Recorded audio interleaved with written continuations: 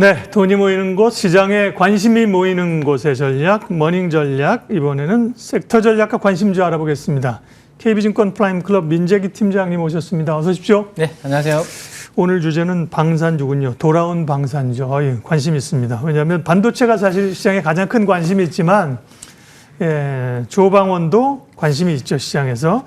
방산주들이 올해 상반기로 보면 굉장히 강한 상승세를 보였는데요. 지금까지 올해 상승률이 얼마인지, 그 다음에 지금 방산 얘기하면서 실적이 전망이 우려하는 분은 없는데 이제 많이 올랐다, 그죠? 네, 맞습니다. 밸류를 다들 이제 좀 고민하시잖아요. 밸류에이션 평가도 좀 해주세요. 예, 사실은 저는 시장에서 많이 이야기하는 거는 별로 이야기를 안 하고 싶어서 방산을 이번 주에는 해야 되겠다라는 생각을 했는데 오늘 방산이 또 이미 또 좀 움직여버려서 약간 아쉽긴 한데 그래도 반도체에 비하면 최근에 눌려 있었으니까 한번 이야기 한번 나눠보는 건 좋을 것 같고요. 최근에 방산주들 연초 2위에 있던 수익률부터 먼저 한번 비교를 해보면 가장 위에 있는 종목이 여기 노란색인데요. 현대로템입니다. 연초 2위에 거의 한 300%가 주가가 올랐습니다. 그냥 관념적으로는 하나에어로스페이스가 제일 강하지 않을까 싶었는데 실제 보니까 현대로템이 훨씬 더 상승률이 높았군요. 맞습니다. 그 아래쪽에 이제 하나에어로스페이스가 있는데요. 하나에어로스페이스는 작년부터 워낙 움직이다 보니까 대장주는 하나에어로스페이스 이런 생각들이 강한데 어쨌든 원래 연초 2위의 상승률만 놓고 봤을 때는 현대로템, 하나에어로 이런 순서가 있고요. 그 아래쪽에 있는 종목들은 한국항공우주나 LIG 넥스원, 하나시스템은 100% 전후로 조금 비슷한 그런 수익률을 일단은 보여주고 있다라고 보시면 될 것 같습니다. 방산주의 밸류에이션과 연초 영업이익 성장률의 한번 비교 자료를 한번 보시면 좋을 것 같은데요. 화면을 한번 보시면 지금 가장 오른쪽에서 두 번째 칸을 보시면 되는데요. 이게 이제 작년 대비해서 올해의 영업이익 성장률이 얼마나 이제 강한지를 보여주는 표라라고 보시면 될 것 같습니다.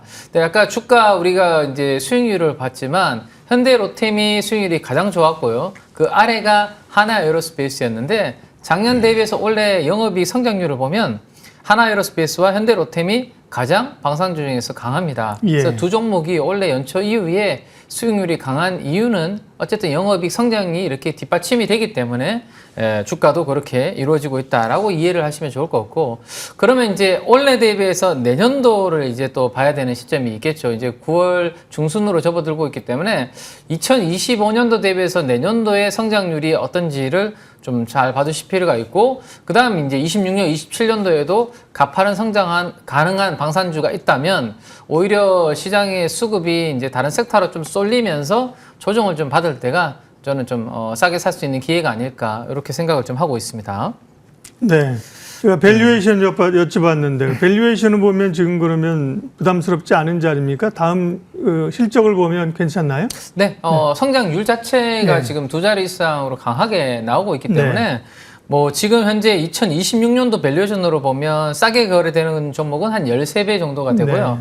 좀 비싸게 거래되는 종목은 대형주 위주로 이제 보면 현대로템이 주가가 많이 올랐지만 22배 정도에서 이제 거래가 되고 있습니다. 하나요로는 오히려 16배거든요. 물론 이제 26년 이 기준이라. 내년도 기준입니다. 그러면 제가 봤을 때 20배 아래에 있는 주가 수준에서는 성장률을 감안하면 그렇게 밸류로서는 부담스러운 구간은 아니다. 대신에 오늘처럼 이제 막 또 올라가기 시작하면 다시 이제 밸류가 올라갈 수 있기 때문에 최근에 시장에서 관심이 없을 때 조정받은 눌린 구간에서 밸류에이션 20배 아래에서는 좀 볼만한 섹터고, 오늘은 조금 이따가 그 중에서도 가장 싼 주식을 아마 설명을 좀 드리려고 준비를 해왔습니다. 네, 그러니까 이제 방산이 좋은 건 아닌데, 좋은 건 아는데 실제로 이제 지금의 이익을 근거로 하면 방산주가 PR 30배 정도 받으면 이제 사실은 글로벌 기업 대비해서 평가를 덜 받는 건 아니다, 그죠? 이런 생각, 싸지는 않다 이런 거였는데 말씀하신 것처럼 이익이 계속 늘어난다면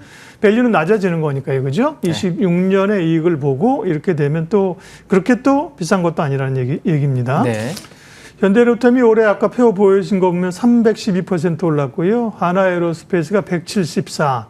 그냥 사실은 방산주 가운데 좀 관심이 덜한 한국 항공우주도 수초도 74%인데 문제는 우리가 방산주 사신 분들이 이 수익을 오롯이 누리고 있느냐 그렇죠. 이 고민이죠, 그죠? 네. 올랐다가 파신 분도 많을 거고, 그죠? 샀다가 사실 수익 못 낸 분도 많고 이게 이제 투자자들의 이제 고민인 겁니다. 그러면 방산을 이제 앞으로 봐야 될 때는 어떤 것들이 이제 포인트 모멘텀입니까? 네, 일단 방산주에 대해서 다시 관심을 계속 네. 우리가 가져야 되는 이유 중에 하나는 여전히 지정학적 리스크는 심화되고 있다라는 예. 겁니다. 오늘 새벽에도 뭐 이스라엘이 또 가자지구 지상전 또 투입했다 뭐 이런 이야기들이 나오는 것처럼 여전히 전쟁은 계속되고 있는 환경인데요.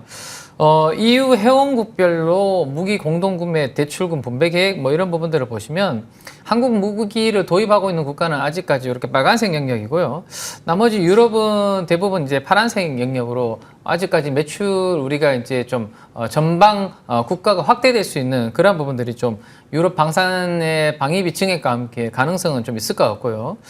그러면 이제 우리나라가 상대적으로 그러면 독일이나 미국의 자주포 대비해서 그리고 전차 대비해서 이제 강점이 있어야지만 우리나라 무기에 대한 수요가 있을 텐데 일단 가격이 가장 뭐 다른 전차 그다음에 자주포 대비해서 우리나라께 싸다라는 게 있고 싼데 성능도 좋고 빠른 납기도 가능하다 보니까 무기를 빨리빨리 이렇게 뭐 재고를 축적해야 되는 과정에 있어서는 우리나라의 K방산이 여전히 뭐 시장에서는 글로벌에서는 주목을 받을 수밖에 없는 그러한 환경이다라고 보시면 좋겠고요.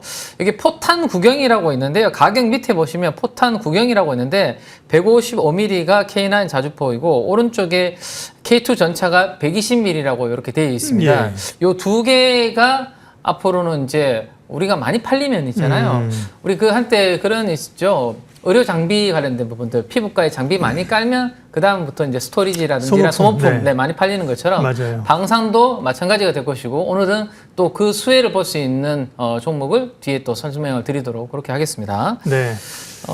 그래서 이제 하나 에어로스페이스, 현대 로템을 중심으로 올해는 수출이 이제 확대가 되다 보니 두 종목이 영업이익 성장률도 크게 나오고 주가도 이제 강하게 올라오는 부분이 있는데 하나 에어로스페이스 같은 경우는 K9 자주포가 미국으로 앞으로 수출되는 모멘텀이 지금 좀 기다리고 있는 부분이 있습니다. 미국은 보통은 이제 자체적으로 이제 무기를 만들어서 이제 배치를 하고 그렇게 했는데요. 이 만약에 우리나라의 자주포가 미국으로 수출된다면 미국으로 아주 큰 규모의 수출이 이제 거의 처음 이루어지는 부분이기 때문에 시장에서는 이러한 부분들을 모멘텀으로 지금 좀 기다리고 있다. 뭐 이렇게 설명을 좀 드릴 수 있겠습니다. 네, 방산주 주목해 보자는 말씀이시고요. 그럼 오늘 관심주는 현대로템이나 하나에어로스페이스는 아닌 걸로 추정됩니다. 네. 관심주는 어떤 겁니까? 네. 네, 오늘은 풍산을 한번 말씀드리고 싶습니다. 사실 풍산은 우리가 구리 관련주로 이제 많이 알고 있는 기업인데 구리보다는 이제 수익성은 이제 방산 관련된 사업부에서 더 강하게 나오고 있다라고 이해를 하시면 좋을 것 같은데요. 2분기 실적은 약간 부진했습니다. 그 이유는 일회성 비용이 좀 있었습니다. 인건비가 좀 있었고요. 그 다음에 관세 영향이 좀 있었는데 그게 소구경, 작은 이제 탄약 관련된 쪽에서 관세 이슈가 좀 있으면서 2분기 실적이 좀 부진했는데 지금 단기 실적보다는요, 앞으로 이제 26년도, 27년도까지 큰 그림으로 풍산을 좀 볼 필요가 있겠다라는 말씀을 좀 드리고 싶습니다. 지금 화면에서 나가는 것처럼 소구경탄과 대구경탄 비교를 해놓은 게 있는데요. 이 소구경탄은 주로 미국의 스포츠탄으로 좀 나가는 부분이 있는데 이게 이제 관세 영향을 이번에 받았다라고 보시면 되는데 상대적으로 마진도 조금 박한 부분입니다. 한 10% 정도 되거든요. 근데 사이즈가 큰 대구경 이제 포탄이 있습니다. 조금 전에 우리가 봤던 150mm, 120mm 뭐 이런 것들이 있는데 그것은 마진이 최소 20에서 40 정도의 마진이 되기 때문에 앞으로 풍산의 핵심적인 성장 동력이 될 수 있다라고 그렇게 보시면 될 것 같습니다. 지금 사이즈 이미지를 보시는 것처럼 왼쪽에 있는 게 작은 거고요. 오른쪽에 있는 게 뭐 대구경 포탄 뭐 이렇게 이해를 하시면 좋을 것 같습니다. 그래서 핵심은 앞으로 120mm, 155mm의 이 포탄이 풍산의 새로운 이제 방산 분야의 필살기가 될 것이다. 이렇게 이해를 해두시면 좋을 것 같습니다. 옛날에 이제 개인화기, 소총의 탄피 뭐 이런 거였잖아요, 그죠? 그다음에 옛날에 그 동전에서는 소전 이런 거 만들었는데 맞습니다. 이제 패러다임이 바뀌고 이제 대형 구경으로 가면 마진율이 이제 높아진다는 그런 말씀이잖아요. 예, 가격 전략 그다음에 뭐 또 실적 시각 거 있으면 하시고 가격 전략까지 이제 마무리해 주시면 돼요. 이번에 공시 나온 게 있으니까 공시 나온 거 관련해서만 간단하게 네. 언급을 좀 드리도록 하겠습니다. 폴란드 K2 전차 쪽이 이제 현대 로템 향인데요. 현대 네. 로템이 120mm 탄약 관련해서 이번에 풍산하고 8,300억 규모의 계약을 맺었습니다. 지난번에 K2 전차 1차 폴란드 물량 때는 보다 80% 이상 이제 물량이 더 증가한 부분이 있습니다. 그래서 네. 이런 부분들이 실적으로 단기간 반영되기보다는 26년도, 27년도에 이제 반영되는 부분이 있습니다. 그래서 그런 부분들 감안하셔가지고 실적은 앞으로 장기적으로 좋아진다. 이해를 해두시면 좋을 것 같고요. 가격 전략을 좀 말씀을 좀 드릴까요? 그러면 네. 가격 전략은 최근에 실적 부진과 함께 주가가 떨어지기 시작한 가격대는 한 16만 원 정도 됩니다. 그래서 1차적으로는 한 16만 원 정도를 목표 주가로 한번 노려볼 수 있을 것 같고요. 최근에 저점이 한 12만 원 정도 되는데요. 12만 원을 추세 이탈가 정도로 설정을 해드리도록 하겠습니다. 네. 현대로템의 전차가 잘 팔리면 풍산을 주목하라. 네, 이런 컨셉입니다. KB증권 플라잉클럽 민재기 팀장님 함께했습니다. 고맙습니다. 네, 감사합니다.